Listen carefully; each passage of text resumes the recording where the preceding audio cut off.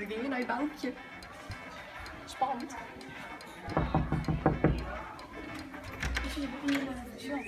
Ja, een hele goede dag. Nou, goeie. Hallo. Hoi allegeer.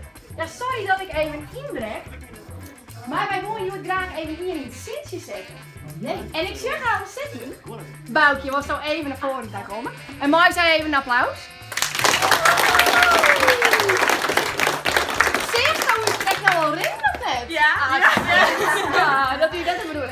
Hey, misschien weet je hem wel dat Boukje heel mooi zongen kan. Weet je hem dat? En misschien weet je hem echt wel dat zij Mai die in het om de... Oh. Al die tassen als in de leerlingen en allemaal.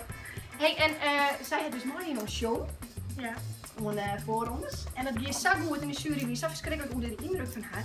Dat zij dus, nou na je